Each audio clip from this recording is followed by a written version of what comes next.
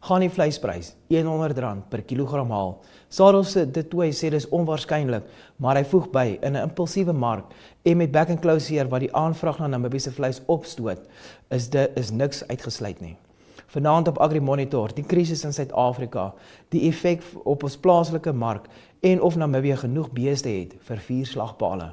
Ons kyk ook na Massey Ferguson se baalmasjiene tydens die Agri-Megadag en kuier saam met GJ Farming van Plaas Welmar naby Osire, waar ingelegde produkte plaaslike waarde toevoeg. Moenie dit misloop hier vanaand op AgriMonitor.